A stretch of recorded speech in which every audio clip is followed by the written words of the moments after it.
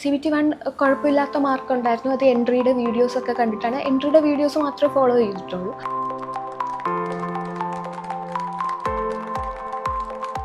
എൻ്റെ പേര് ദേവിക. ഞാൻ 2023 പാസ് ഔട്ടാണ്. ഞാൻ ആദ്യമായിട്ട് പ്രിപ്പയർ ചെയ്ത് എഴുതിയ എക്സാമായിരുന്നു RRB JEE.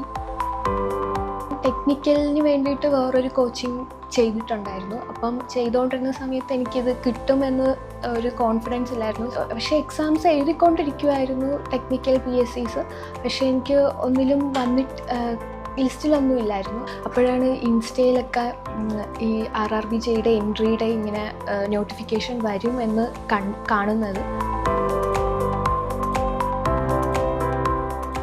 അങ്ങനെ ആ ഒരു കോഴ്സിന് ജസ്റ്റ് ഒന്ന് ജോയിൻ ചെയ്ത് നോക്കിയതാണ്. അപ്പം 2 എക്സാംസ്, CBT1ഉം CBT2ഉം ഇല്ലേ. അപ്പം CBT1ലാണെങ്കിൽ ഫുൾ നോൺ ടെക്നിക്കൽ പോർഷൻസാണ്. എനിക്ക് ടെക്നിക്കൽ കുറച്ചൊക്കെ അറിയാമെങ്കിലും നോൺ ടെക്നിക്കൽ ഞാൻ ആദ്യമായിട്ടാണ് പഠിക്കുന്നത്. ടെക്നിക്കൽ ഒരുവിധം അറിയാം, പക്ഷേ നോൺ ടെക്നിക്കൽ എനിക്ക് അങ്ങനെ വലിയ ഐഡിയ ഇല്ലായിരുന്നു. അപ്പം അതും കൂടി നോക്കി. അപ്പോൾ ഇപ്പം RRB JEE ക്ലിയർ ആയിട്ടുണ്ട്. ഞാൻ റിസൾട്ട് വന്ന് ഫസ്റ്റ് പറയുന്നത് മിസ്സിനോടാണ്. അപ്പോൾ മിസ്സിൻ്റെ വോയിസ് എന്നെക്കാട്ടി ഹാപ്പി ആയിരുന്നു. മിസ്സ് പഠിക്കാതെ എന്തെങ്കിലുമൊക്കെ ഇരിക്കുമ്പോൾ മിസ്സ് ഇങ്ങനെ മെസ്സേജ് അയച്ച് ചോദിക്കുമായിരുന്നു, പഠിക്കുന്നുണ്ടോ എന്നൊക്കെ. അപ്പോൾ നമുക്കൊരു മോട്ടിവേഷൻ കിട്ടും. അതൊക്കെ വളരെ എഫക്റ്റീവായിരുന്നു ഈ എക്സാം ക്ലിയർ ചെയ്യാൻ വേണ്ടിയിട്ട്.